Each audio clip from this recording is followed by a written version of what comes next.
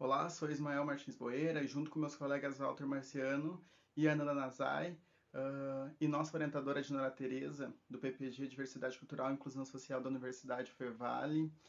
iremos apresentar então um trabalho intitulado Conscientização e Libertação como Prática de Humanização em Tempos de Neoconservadorismo. O presente trabalho então busca realizar uma reflexão crítica sobre a herança dos retrocessos na educação brasileira nos últimos anos, que ainda resiste no contexto neoconservador que se instaurou no país. Ele trata-se de uma pesquisa bibliográfica exploratória.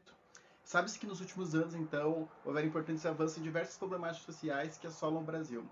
fazendo com que tivéssemos ascensão das camadas mais populares da sociedade.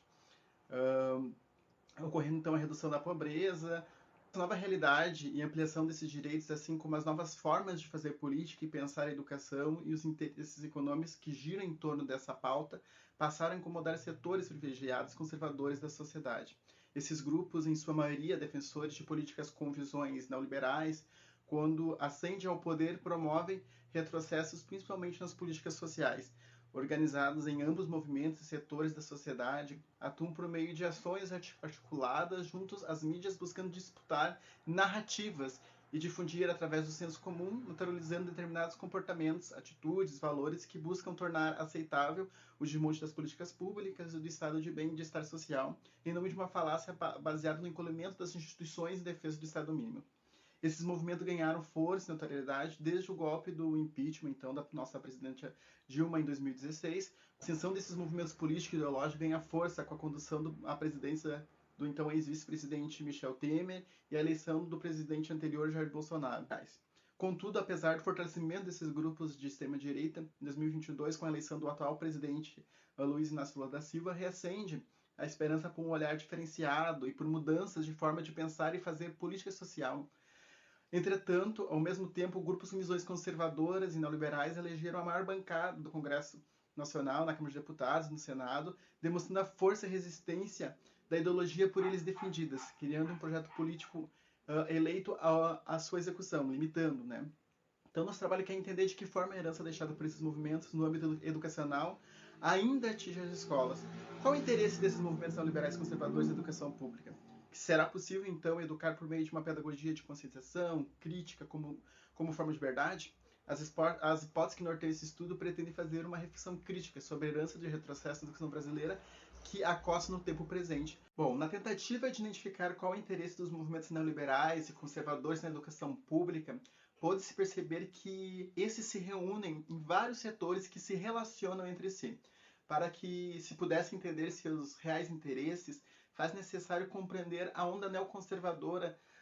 que ganhou notoriedade desde o impeachment da então presidente Dilma em 2016. A partir dela, então, buscou-se refletir sobre as questões da expansão do próprio capitalismo, sobre as relações do Estado e mercado, e principalmente sobre a área da educação, né, a qual nós fazemos parte, a qual sempre foi um campo de interesse das organizações que veem o ensino público como uma mercadoria e sempre vislumbram a sua transfiguração, passando do estado de direito para o estado de serviço. Cabe aqui refletir de que forma a herança deixada por esses movimentos conservadores, né, no âmbito educacional, ainda atinge a escola. Atina-se que ainda se perpetuam de forma imaterial, pois seus discursos já tomam dimensões e ações na sociedade. Nos noticiários vinculados na mídia já se percebe a ocorrência de perseguição ao trabalho dos educadores e de instituições, com a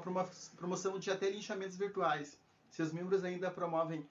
manipulações, factoides, fake news, né, sobre a educação, promovendo um sentimento de descrença à escola pública, né, agenciando a perseguição aos docentes e usando desse viés religioso para depreciar o currículo escolar, o trabalho do professor sobre um olhar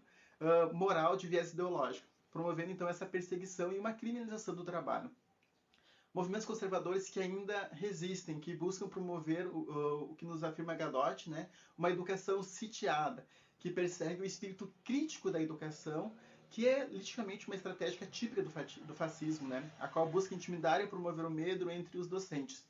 cujo objetivo real é silenciar as vozes, criminalizando o trabalho dos professores e colocar a educação a serviço dos interesses do mercado. Bom, Apesar de ainda se instaurar-se um ambiente de medo e incerteza nos territórios escolares, se faz necessária uma prática que promova a transformação da sociedade, oportunizando aos educandos se reconhecerem como sujeitos num sistema que os oprime, reconhecendo as estruturas desumanizantes, se enxergando como agente de transformação, com autonomia e com responsabilidades, com seus iguais e com o meio. Também se faz necessário um movimento de conscientização para compreenderem que na sociedade capitalista e desigual que impera no mundo globalizado, e portanto aqui no Brasil também, há sempre uma necessidade de uma luta permanente diante dos obstáculos e pela manutenção e ampliação dos seus direitos. É nesse sentido que se faz necessário defender a escola do livre pensamento e democrática, com o direito à liberdade do pensamento, sem censura,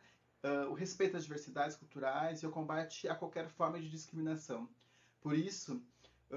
se faz importante, nesse primeiro momento, a revogação do novo ensino médio, a emenda constitucional 95 de 2016, o fortalecimento e a recomposição do orçamento do Ministério da Educação e a aprovação da PL 2630, a lei das fake news, visto ser uma das principais estratégias, ferramentas de difamação, distorção, informações e ataques à educação e ao trabalho docente. Contudo, essa herança imaterial deixada pelo bolsonarismo ainda se expressa na atualidade no ódio introduzido na sociedade brasileira. Herança que levará tempo para ser eliminada, a qual não será aniquilada somente com revogações e novos projetos, pois demandará de um trabalho de conscientização dos alunos e professores e da comunidade escolar da atual geração, frente a essa onda conservadora que se mostra cada vez mais articulada e resistente. Bom, gente, é isso. Muito obrigado e bom evento a todos.